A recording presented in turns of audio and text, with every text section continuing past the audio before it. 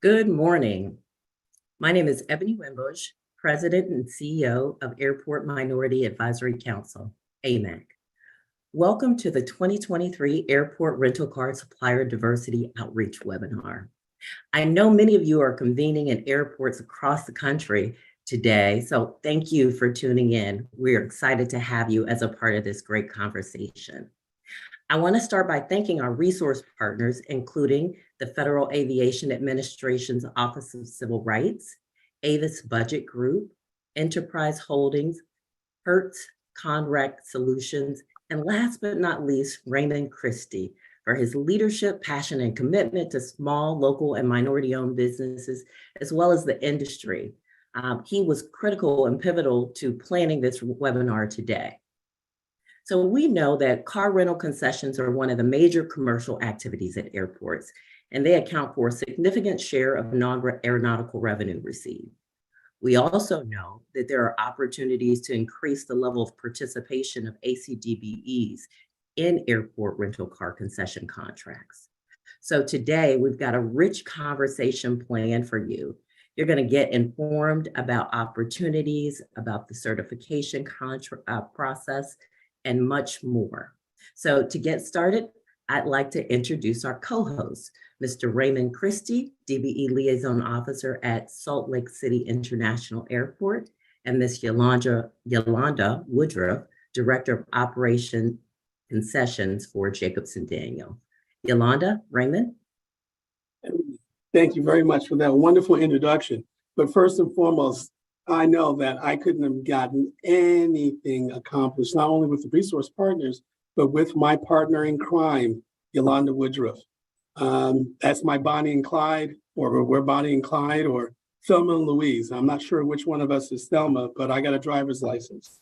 I want to welcome everyone today. Thank you for being here. This is an exciting opportunity for us to have a conversation. We're going to have a conversation with the subject matter experts, the panelists that we have here. I just wanted to explain this format. Again, it's a conversation with the participants. So it's a free-for-all in the sense of the amount of education, information that's going to be beneficial to the small business owners that are looking to provide goods and services to the rental-car companies. This event, with its resource partners to make it happen, this event mainly is sponsored and driven by my airport colleagues that are across the country, and I want to say hello to all of them. Also, I need to send a special shout out to the local airport rental car representatives that are participating today on the webinar, listening to the webinar, doing the local events at the airports. And I know that Labor Day weekend is a big weekend for you guys, so we really appreciate your time. Yolanda, let's talk to these folks and tell these folks about how we've set this thing up. Yeah, so you've really told a lot about what we're going to do, talk to the subject matter experts. And so the purpose of talking to them is to bring them all together, the rental car companies and small businesses, to discuss how ACDBEs can participate in goods and services contracting opportunities for each of these organizations. Now, what we're doing is promoting small business participation at the local market area levels. And that's our goal. Our goal is to encourage growth and expansion of those local small businesses. And this webinar was designed to do just that, to bring awareness to those contracting opportunities with the objective of airports meeting and exceeding their ACDBE participation goals for rental car companies, on airport rental car companies. So yeah, so we want to get started with this conversation because I'm so excited hear what you guys have to contribute to our small local businesses. So why don't you go ahead and introduce one of the or several of our guests today that are speakers, Yolanda. Oh, sure. We have Matthew Flaherty with Avis Budget Group. He is the Senior Director and Head of Global Procurement. On the other side, we have Dwayne Norris, who is the Corporate Supplier Diversity Manager for Enterprise Holdings. We also have Joshua Blum, Vice President of Global Real Estate and Concessions with Hertz Rent-A-Car. Don't forget Maria. Oh, yes. And Maria Brooks, Regional Procurement Director with Hertz. Now, from the folks that hold the airports accountable, we have a representative from the FAA, so Office of Civil Rights, Alexander Horton. He's the team lead of the ACDBE/DBE program for the country. And last but not least, we have Scott Anderson, the VP of Operations for Conrac Solutions, which is a service provider for all of the rental car companies at most airports around the country. Let's get the conversation started. All right, let's begin. So we all know, well, we all think COVID is over. So since COVID is now over, how has the business traveler changed? And has the rental car industry's model changed? Anyone, feel free, jump right in. Good morning. We'll all start at the same time. Go ahead, Dwayne. Right. You win. Good morning, everybody. First of all, thank you, AMAC, for our longstanding relationship, and thank you for inviting us to speak on this panel. We really appreciate that. Since the pandemic, the business traveler has changed in that there are alternative methods of meeting since the pandemic, like Zoom and Teams. At first, it seemed to slow down business travel. However, we've seen that bounce back quite a bit. There's also been a huge spike in the leisure traveler, which kind of supplements for that business traveler from a perspective of keeping cars on the road. The busy we are, the more goods and services we need to keep up with the high demand. So that creates kind of opportunity for small businesses in itself. Yeah, I totally agree. Just following up on that, one of the things we've seen with, obviously with Zoom and Teams, picking up a lot of the meetings is the business traveler, when they go out, don't usually go out for like the 1 day travel anymore. Like they're not traveling for 1 day for one meeting. They make it an event. So they're out on the road. They're on the road for several days. And the line between leisure and business traveler has blurred quite a bit since the pandemic. There's now these leisure trips. They're going out, they're bringing their family with them and making a whole event out of it. And so the offers and the products that we have to offer to them have to be more varied, right? Bigger SUVs, middle-sized SUVs, because they're out there doing multiple things at once, which offers a lot of opportunities for us. And how do we service a wider fleet? Our fleet is more diverse than it's ever been, just because our customers are more diverse than they've ever been. So there has been a little bit of a change for sure.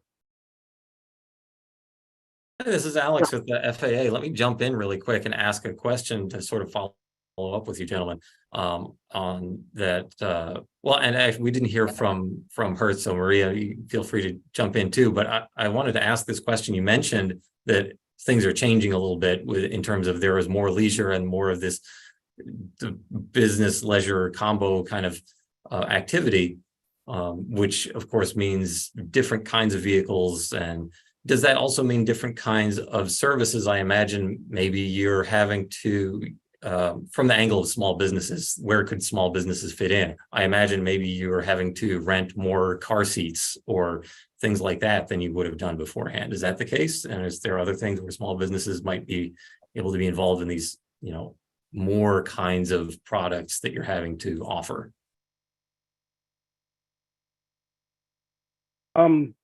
Well, I'll jump in and answer that. It does create more opportunity. For example, during the pandemic, obviously PPE was a big in high demand for everyone, not even just rental car companies. So that created the demand for us as well. We had to go into work because we were considered essential, and so we needed PPE. So that created a spark. I think overall, when you have such a high demand for products, it creates an opportunity for small businesses to supplement for large businesses, that might have been stretched a little bit thin. It creates an opportunity for them to jump in and really show what they're about. So it's, when you look at it from that angle, it's a win for small businesses, as long as they're able to, pivot and make sure that they can kind of see what the needs are in the industry and then start, producing products or services that can help us out. Excellent question, Alex, because that was actually my next question. So perfect, excellent segue into the impact and utilization of small businesses with on airport rental car companies. It seems as if, listening to Dwayne's answer, that it does increase and allow some additional opportunities for small businesses in our local market areas to participate in goods and services contracting with on-airport rental car companies. Which is also a really good point that brings up the question, since Alex brought it up, then the question I have for Conrac Solutions, as well as the other 3 rental car companies, is how do you encourage your local airport rental car representatives to increase small business participation with local ACDBE firms and small business suppliers? You want to start in alphabetical order? How about you, Matt? What do you say over there at Avis? Sure, it's a great question. So, I mean, at the end of the day, we're also a bunch of little local businesses. Even though it's an airport, it's a big company and everything like that. So a lot of the things that we actually purchase are local. And so we encourage our teams to either, we have a local database that we ask people to sign up on, say, hey, we've got a list of vendors here that are ACDBE compliant. Let's look at them. But there's also state databases, and we say, hey, let's make sure you take a look at what's available there as well. But there are a lot of things that we do purchase locally, and I know a lot of the airports that are going to be part of this event today will talk to that. But there are going to be things like body shops and janitorial supplies and those kind of opportunities ended up becoming more prevalent over the last few years, right? It's been no secret that getting supply chain and cars has been difficult for this industry over the last couple of years. So a lot of our fleet had kind of aged, which means that it requires more in cleaning the cars. So, making sure that if there's any like dents or things like that, that they get kind of buffed out. And a lot of that stuff is done by the local businesses that help us out and support those operations. So we encourage them by either communicating with us or like I said, referencing the state database that's available to them. Maria? Labor has been a big issue also. Trying to, like he said, Matt said, was body shops, mechanical shops, detail shops. Labor has been a very big issue. So we're having to spread the wealth, as I said, to, try to get our cars ready for rent. And so there is lots of opportunity out there. And we can't also forget about the EV market, which is growing very fast, very quickly. In addition to that, I'll add, we all have a very decentralized operation. We have a corporate office and the local entities, like Matt said. But one of the biggest things in getting them to participate is to really educate them on the business case of what's in it for them and what's in it for the overall, why we do it. And so once they understand the why behind why we're doing this and not just asking them to check a box, so to say, then it makes it that much more approachable and that much more doable. And as well as, measuring our success, it's good to have the data that you need to be able to measure our success and see where we benchmark and see where we can take ourselves with goals, with certain strategies and goals. Well, that's the perfect segue into, Josh had something to say. No. No, I was gonna add. I think the other thing that we really see is, certainly the focus and the rise of ESG, and what that does from a corporate standpoint. I think there's better focus throughout the entire ecosystem for diversity spend and diversity suppliers, not only in the ACDBE but obviously in the DBE. And I think by increasing that ecosystem and having our operations people more involved in the ESG piece of this, it really does give them that mindset of it's more than just dollars and cents. It really is, some policy things that we're really trying to achieve with diversity spend and, ACDBE and MWDBE vendors. I was just Conrax- going to re-echo a Okay. little bit about what Josh was saying. So to the point there that we are involved in a lot of different airports and a lot of different settings. And those metrics that we look at, it's not just checking a box for us either. We actually Conrax Solutions started as a very small business. We started in Alaska as a woman-owned business and have grown from that one small site to operating now at 13 different locations. We're also involved in development. So I know that I'm my side of the business, we handle operations. And so we deal with all of the operating costs for keeping the Conrax up and running. But we have a development arm as well. And we work closely with a lot of those small businesses to be able to provide the types of goods and services that are associated with construction and bringing these buildings online.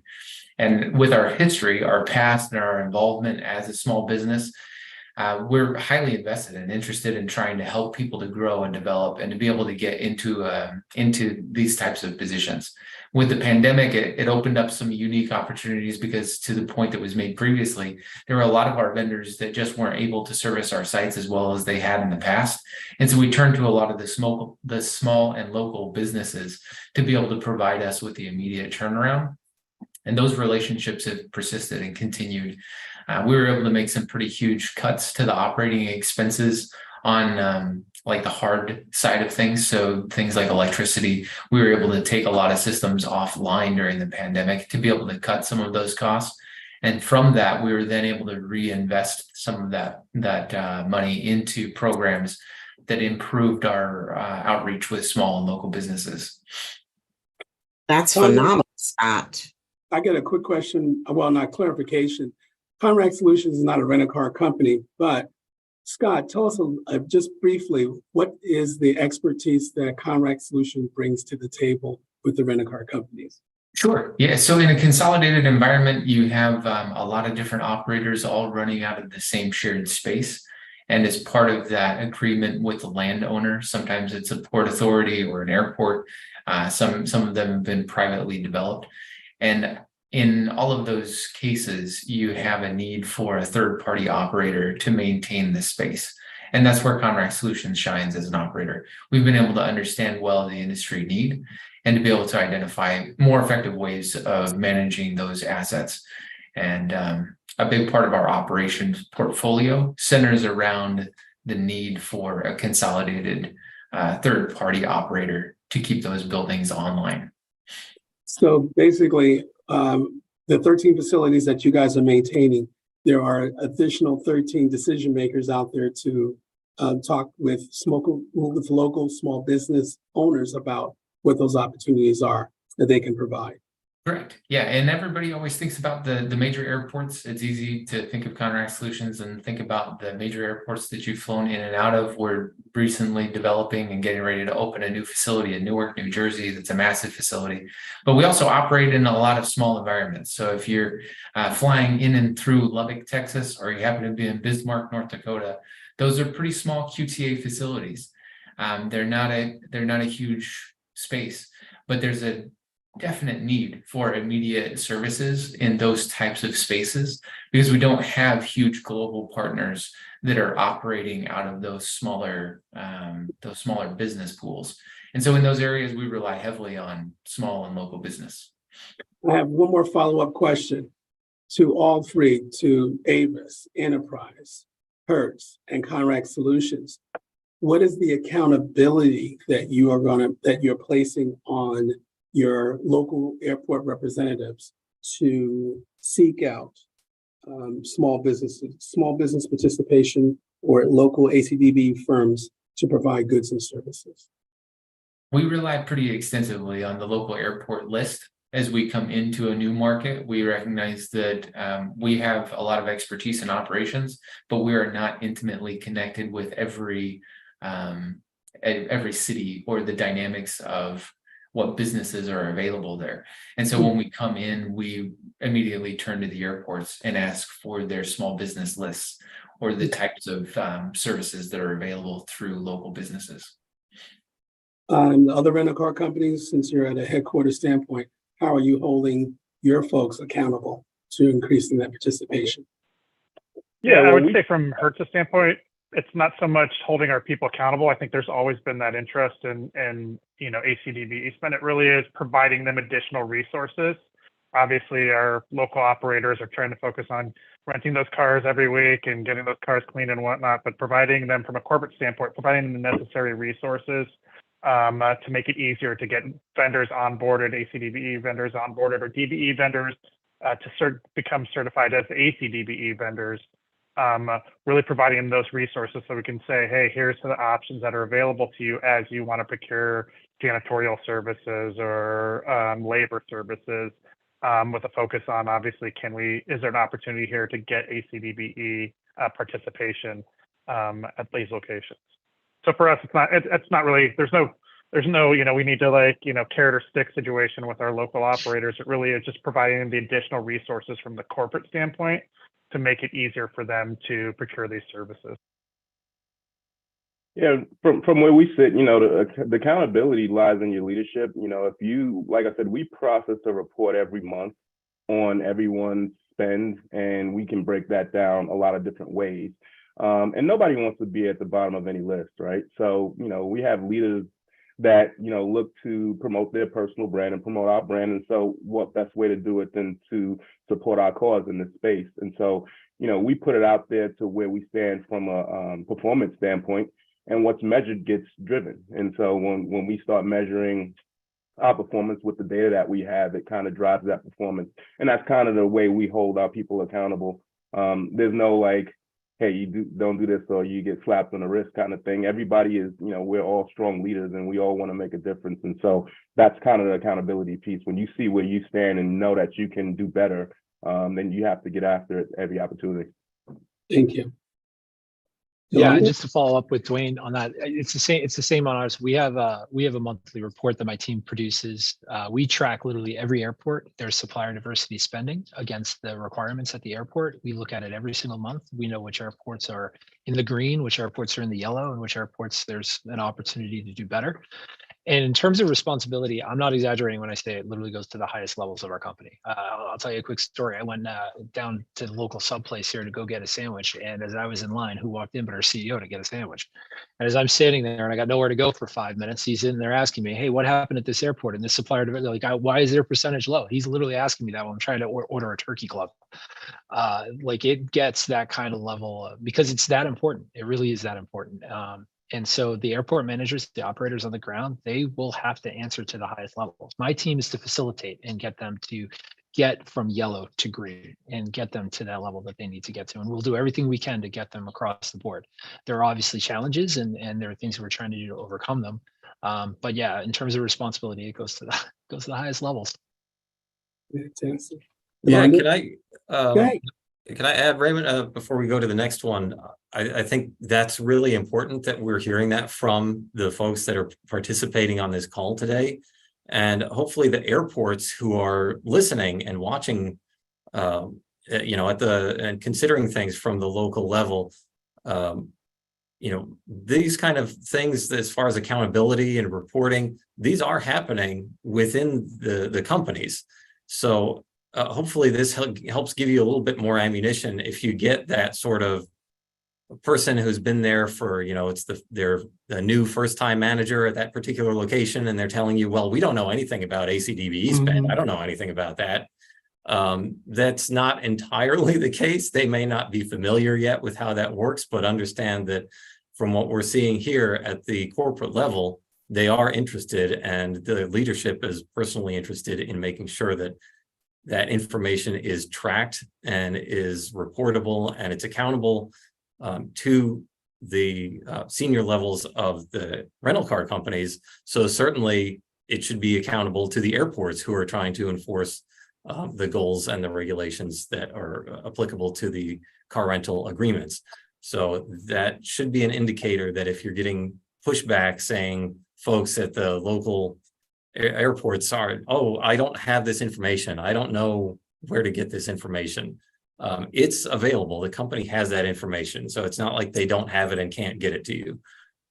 It may take some working with them to help them understand that they need to go through whatever channel to understand how to get that information to report it to you.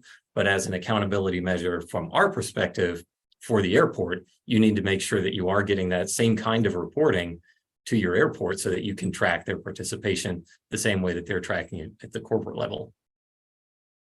Absolutely. That's a really good point, Alex. And next, I have a question for you regarding certifications. And, we want to always increase the number of ACDBE firms, like Josh mentioned, transitioning the DBEs to ACDBE firms. And so what are some of the ways, if any, that the FAA has the capability to streamline or fast track certifications so that we can kind of focus on these small businesses getting certified? Sure. Well, we can't, of course, personally streamline or fast track an application. Right. But we policies that may policies are, those who are familiar with the NPRM, hopefully there will be a final rule in the fairly near future that does do things in terms of trying to streamline the application process and simplify things for those who have to process certification applications. It also streamlines to a significant extent the interstate certification process. So that should really help things in that arena. But one of the other things that we do just on a regular basis is provide regular training and outreach. We've got something that we're trying to set up with, or we've been invited to present at the North Central Texas Regional Certification Agency. They'd asked us to participate. I guess they're doing a larger training activity, and we're going to provide some training about certification there. And one of the things we always highlight is, especially for ACDBEs, is car rental and the fact that, those ACDBE certifications don't necessarily come in that often. And when you start seeing them, hopefully with this event today, we'll start seeing, a lot of these airports and recipients get some interest or do their outreach, and then they'll get some interest in people who want to apply. Understand that it's not just food and beverage places that can be concessions. It's just we're regularly doing training to remind folks that yes, a janitorial company absolutely can be an ACDBE company. Sometimes people get turned away before they even apply by someone who might not be that familiar with what the ACDBE program is. They're used to DBE, they're not that familiar with ACDBE, and they just assume that, oh, well, it's not a newsstand and it's not a food and beverage place, so they're probably not a concession. But that's not the case, because of course suppliers are also considered concessions under the rules. So these body shops and glass repair and all of these things that you guys have at towing services and the other things that you do on a local basis, those all are folks who can be certified. And so a lot of it is education on our end, trying to make sure that the certifiers understand that they need to be open to receiving applications from what they might consider non-traditional concessions, quote unquote. Absolutely, absolutely. So you mentioned the NPRM, and you said the near future we'll have more information as far as some of those provisions. Well, a final rule will be coming in the near-ish future. That's the most that I can say, because of course there's a lot of course regulatory processes that has to go through. Right. Now, are you? Yes. I gotta jump in, because just like Johnny Carson would do, Alex just went ahead and read my next question, which then my follow-up question, because my next question was, and that was the bonus question. What are some of the common misconceptions that small businesses have about pursuing the DBE and ACDBE certifications? So therefore, my next bonus question for Alex, since he's on a roll, is why is it important for airports to have a robust DBE and ACDBE program? And I think a lot of people need to understand my next analogy, in that airports and rental car companies are in the same rental car. I'm not sure who's driving, but we're both in the same car, because the airports place goals on rental car companies when they're doing their procurement to get on airport property. So the airports place goals on rental car companies in their contracts. Well, The Office of Civil Rights at FAA places goals on the airport, or rather the airports submit goals to the Office of FAA, Office of Civil Rights at FAA, saying these are our upcoming goals. So we're both, the airports and the rental car companies are in the same car are trying to achieve our goals. So again, the question is, why is it important for airports to have a robust DBE program, which incorporates ACDBEs? Sure. And it is a very good question. It's a great follow-up.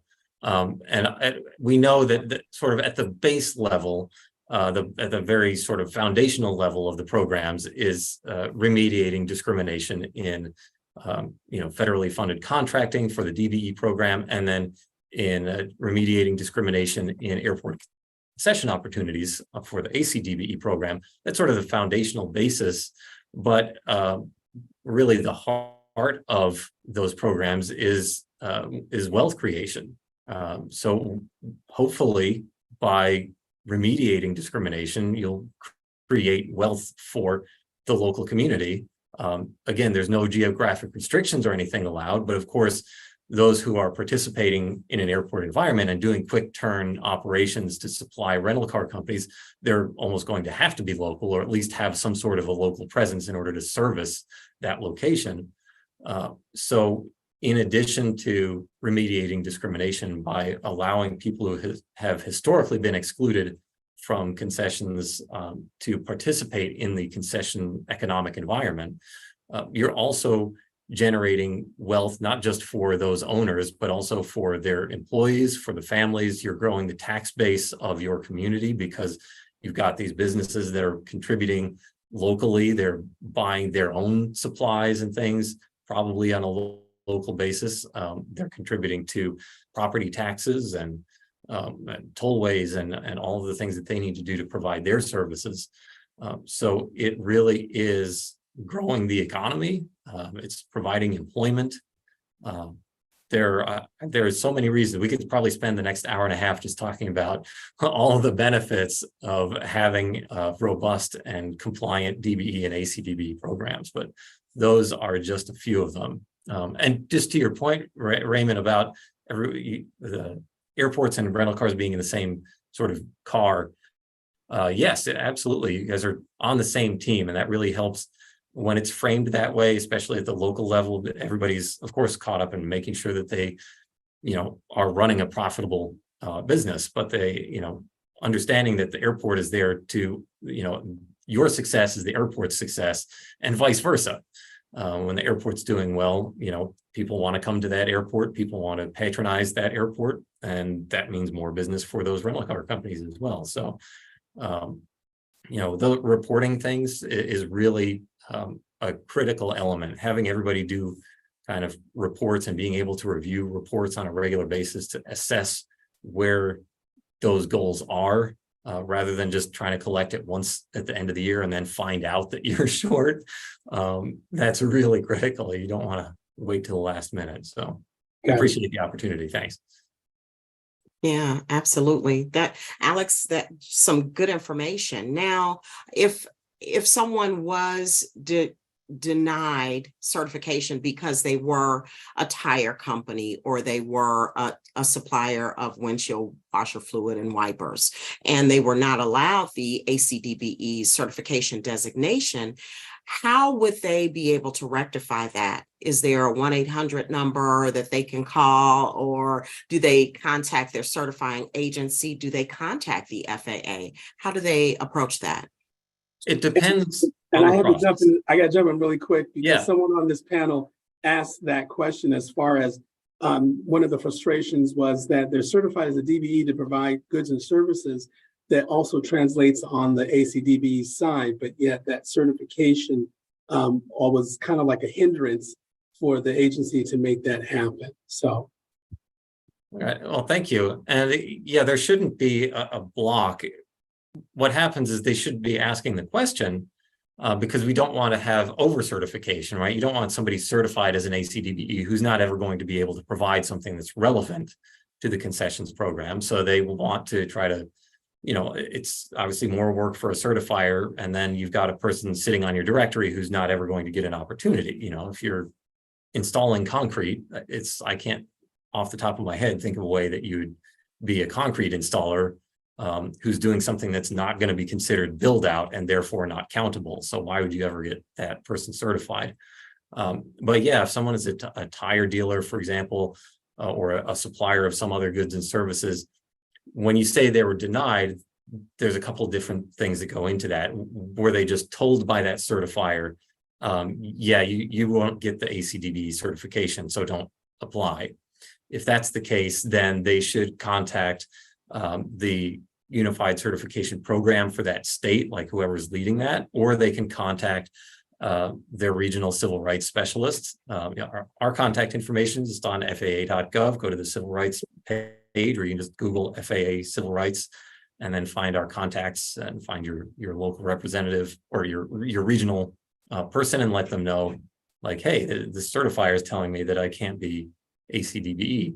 Now, if they went through the process to apply, then if they were denied by a certifier, then they should receive a letter indicating the reasons why they were denied, which would also include appeal information where they can appeal that decision directly to the U.S. Department of Transportation.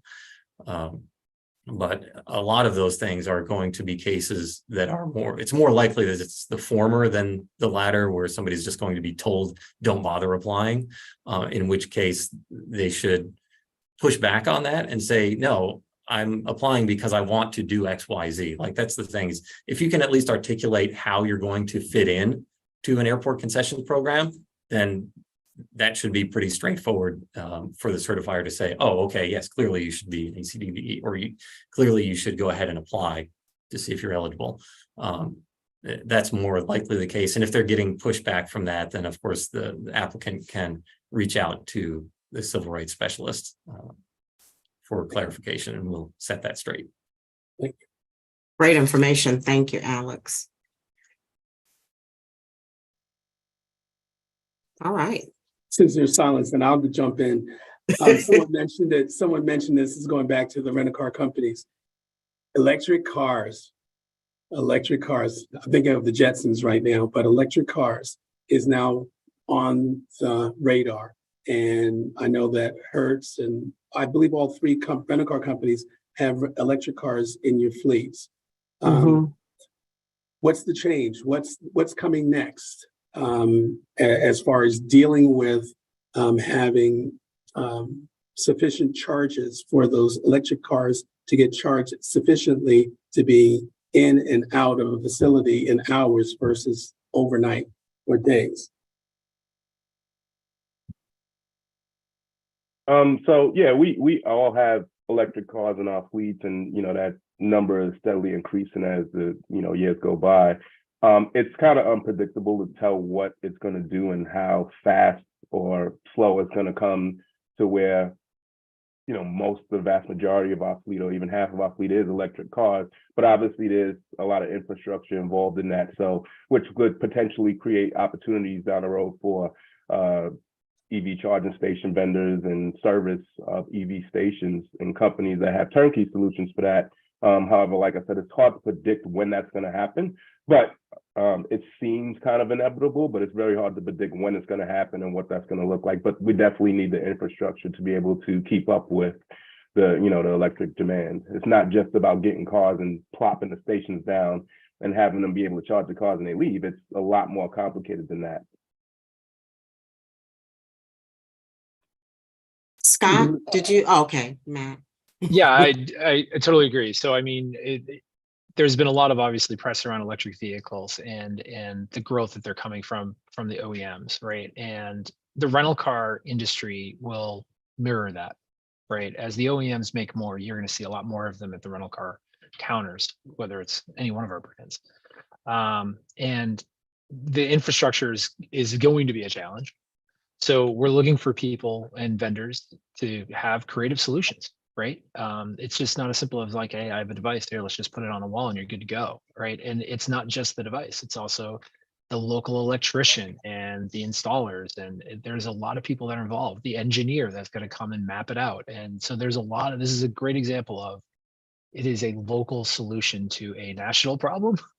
And And so I would say, at least from speaking on behalf of Avis, right, we're learning as we're going here. We know it's coming, and we've got to figure out all the different aspects of what it takes to run an electric vehicle fleet, from charging to maintenance to like simple learning. Like, you can't one axle tow an electric vehicle. It has to be on a flatbed, right? These are things that you learn as you kind of go along. So who's that local tow truck provider that can give us the flatbed access in case a car goes out and it's not charged, things like that. So there's definitely opportunities that are coming down the pike. And I think this electric vehicle, to Dwayne's point, the electric vehicle growth, you're going to start seeing over the next year or two to be pretty significant.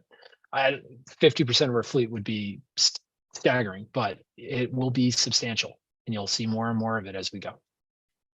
Interesting. Matt, you mentioned an acronym, OEM, for our listeners and viewers who may not know what that is. Can you explain? Sure. They're the manufacturers of the fleet. They're Ford, General Motors, all the models that you see out on the road. And one of the things that's interesting is, you hear people say electric vehicles and immediately they think Tesla. But there's a lot of electric vehicles, make models that are out there right now, and all of them are a little different. So there's a lot of opportunity here as you run not just an electric vehicle fleet, but a diversified electric vehicle fleet from all the different OEM manufacturers. Absolutely. And then too, you talked about the infrastructure for it. And Dwayne says it's not as simple as putting up a charging station. You have your fast chargers, you've got the overnight chargers, you've got the different types of vehicles that require a different type of charge. And I had a question for Scott, as far as developing these rack facilities, these consolidated rental car facilities. What are you guys implementing or looking at now that you can be prepared to actually support the electric fleets that are coming inevitably? We've been having a lot of close conversation with all of the rental car companies, really, at the markets that we serve, and trying to understand what the future demand for electricity looks like. Those conversations have also been held in close connection with our utility providers to be able to understand what the utility provider can add for additional service. A big part of that becomes trying to figure out what are the peaks and valleys, the prime use periods during the course of a day when we're going to experience the heaviest volume of demand for electricity, and being able to come up with programs and plans that offset some of that peak demand. We're working closely with a couple different organizations. One is an Alaska Native organization that has a unique opportunity for energy storage that's a little bit different than what has been traditionally done with lithium-ion batteries. So it's using a different technology and applying it in a way that I feel like really presents some unique opportunities to support the industry well. And we've gone through the exercises of trying to understand the math behind the timing for delivery, and all of those things really become a close and careful conversation with all of the parties involved. We understand the sensitive nature of not wanting to disclose the timing of deliveries for vehicles or the specific blend of vehicles from each of the organizations that are on this call. And so we've had those one-on-one conversations as well to be able to understand the total mix of fleet that's anticipated in the coming years. And then the conversation with the utility provider centers around understanding the timing for those things, and then also their timing at being able to provide additional power. So that's a big part of what I've been engaged in the last year, is understanding more from our utility partners what becomes available in those specific markets. What kind of workshops could we have that helps educate the small business owners out there, the ACDBE firms, about with this new wave of technology coming up that they can start preparing themselves for? What kind of workshops would be helpful? Whether it's an infrastructure, electrical infrastructure, or understanding the new type of parts that are going to be required on these type of cars. I'm spitballing here at this point, but it just sounds like when we're trying to figure out the next wave, there's an opportunity for educational classes that can be housed somewhere that would help. So what would be some of those kind of classes or workshops that would be helpful for those small business owners? Yeah, I think that those are great questions to be able to understand the types of needs that are coming and how to best meet the anticipated demand. A big part of what we're looking at is the holistic approach. Josh had mentioned earlier some of the scorecard efforts that are being done where we gauge the effectiveness of like the environmental impact of different organizations.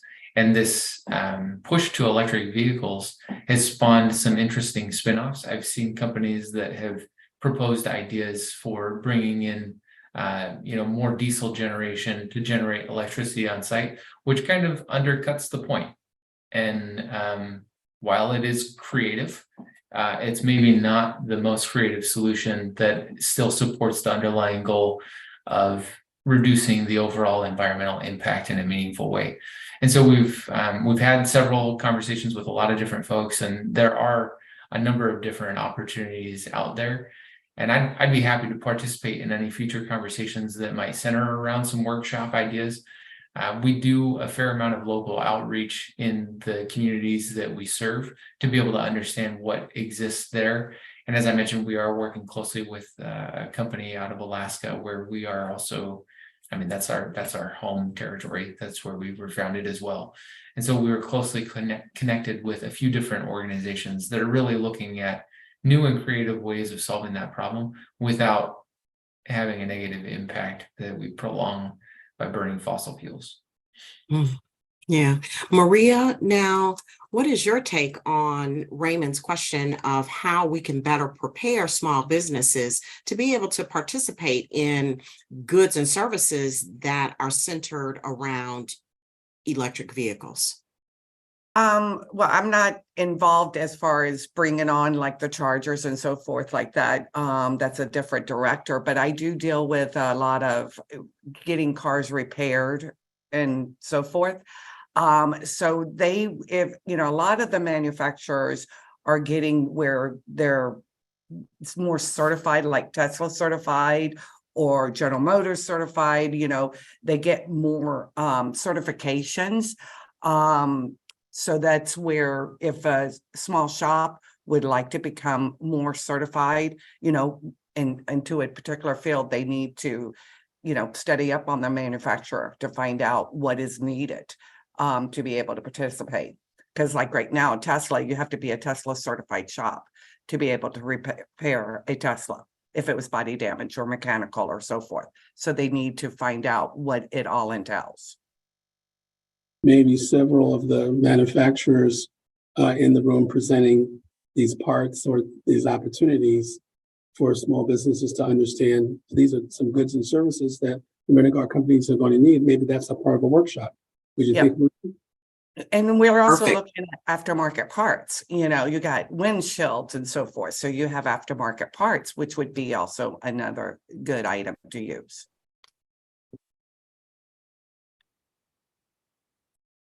Okay, great. I'm just taking some notes here because Maria, that's phenomenal. That's a really good idea to get certified in those areas that will have increased participation so that they can be ready to perform those duties. Just as a summary for the rental car companies, do you have a database or is there a requirement that a small business needs to sign up on the database so that way the local entity can do business with them? I know some of you do have that. Quickly, what is that database? And hopefully everyone is ready with a pencil and paper so they can write down what that database is. Matt, I saw you shaking your head, so I'm gonna start with Matt and work our way through Enterprise and Hertz. Yes, we have a supplier diversity portal that we ask our potential suppliers to log on to, submit, and upload their certifications to. That way, we've got our database to go to. That you can get from our supplier diversity part of our webpage, but it's basically abg-divtrak.com. Yes, we have a supplier portal as well, and it's on enterpriseholdings.com. And you click on supply chain management, and you can see the link to register with us and get into our portal. We also have a database available with our data provider that we can see other diverse suppliers so that the people in the field can search for diverse suppliers along with the FAA website for ACDBE suppliers.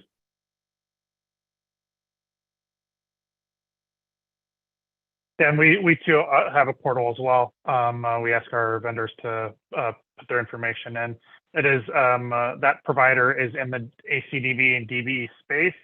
So it really is an opportunity not only for us to get ACDBE and DBE vendors into our system, but also know there's oftentimes we find out that we're spending money with vendors that are ACDBE certified and we never knew that they were ACDBE certified. And that portal is not just specific to Hertz. Obviously, we leverage it, but there's other users of that portal that would then have the opportunity to realize that ABC company is an ACDBE vendor. All that information's on our website, and Maria can give that information if you have it available, Maria. And I know that Contract Solutions doesn't have, or do you have a portal for people to sign up? Because everyone was going, hey, I got a portal. So do you have a portal? I'm sorry, other way. Do you have a portal? Sadly, I am probably not the most qualified person to answer that question. So in the interest of not overstating things, I know that you can log on to contractsolutions.com. And from there, we do have a program coordinator who is able to review all of the submissions. So if you are interested in working more closely with Contract Solutions, feel free to log on contractsolutions.com, jump in there, and then through that page, you can reach out to us and we'll get you on our short list as well. We don't have, I don't believe that we have a specific portal. And Jamel Barr, who usually would be attending this session, would have better answers to that question. I'm just a stand-in, substantially less qualified and less attractive. Oh, come on, Scott. You got the goods. That beard is kicking, Scott. Hey, thanks. I appreciate it. Yolanda, do you have a summary question? You know what? I do. We talked a lot about small businesses, them getting certified, them understanding what is out there for them as far as goods and services, contracting with all of the on-airport rental car companies. But when rental car companies are looking at these smaller local businesses, what are the top two questions that you're asking them, and how should they respond to that question? What are you really looking for in your local small business to be a supplier of goods and services with your organization? Sure. So I look at this as the little catchphrase I say internally is we look for innovation through diversity. I'm looking for somebody who can provide something to me that's beyond just price per unit. I want somebody who can come to me with a creative solution, and it could be something I may not even know that I need, but they can say, this is how I'm going to be different from all the other national vendors you may be talking to, because I can provide something that you may not have thought you could provide, you may need, right? And it's basically how can they offer me something that is beyond, and it could be, hey, you shuttle cars. Great, but we guarantee it's quality and it's going to be on time, and you're not just getting a vendor, you're getting a team that's here to support your local team when needed, or things like that go a very long way for me. So that's really the question for me is how can they add value to what we do beyond just price per unit. Yeah, and the question I would ask for them is, how are you going to be a great business partner for us long term sustainably?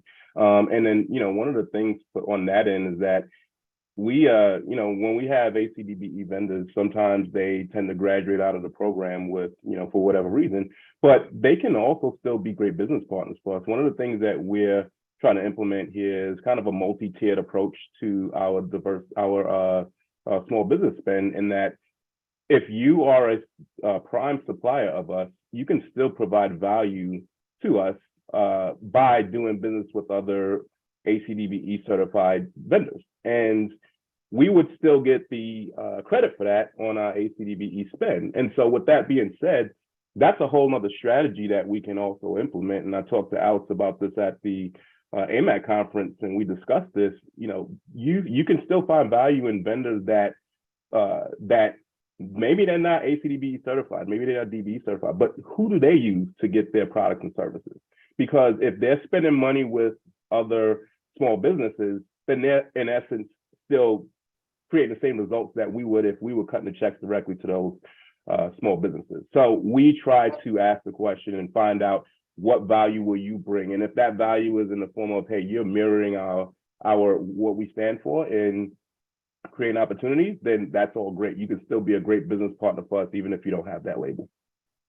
Yeah, thanks, Dwayne. Excellent. I was actually gonna bring that up about reminding folks that, you know, it's not just first tier spend. You can get credit for Second tier, ACDBE third tier. participation at every level. Yeah, Yeah. excellent, excellent. And Joshua, Maria? Oh, Maria, you're muted. I was saying, go ahead, Josh. Yeah, I mean, I think everybody really hit on it. It really is that partnership piece of it. I think Dwayne's question, I think, is one that we really focus on. Is like, how do we build a partnership together? How is there an opportunity for us to help you, but also you to help us? You know, if you're ACDBE certified in one state, is there an opportunity for us to potentially look at getting certifications in other states and helping us meet our goals with other airports in the region? I think that's really the main focus, right? Good partnership really does help the entire program. Also, I want to interject because I want to help bring Maria's memory back in a conversation she had with me. And to all the ACDBE firms out there, or the small business suppliers, is that just because the rental car companies buy something from a national distributor doesn't necessarily mean that they may not buy it from someone local. The example is tires. She explained to me that, yeah, there are certain places in the country, the national distributor, the one that has the national contract with the rental car company, can't provide service, can't provide tires in that particular market. But yet there's an ACDBE firm that can. And that was an example that she had shared with me, that they do business with, and they do business with an ACDBE firm that can provide tires because the main one with the contract is unable to. So don't rule yourself out. That's out to the small business firms out there. Don't rule yourself out. Don't rule out your goods or services because it's purchased nationally or regionally. There may be an opportunity, and the only way to find out if there's an opportunity is to ask. Another one is glass. That's a big one for us, is glass. We have national accounts, but they can't always service an area, a smaller location, or the national account, they have an issue at a larger location, or the volume is so great, we need more than one vendor at a location.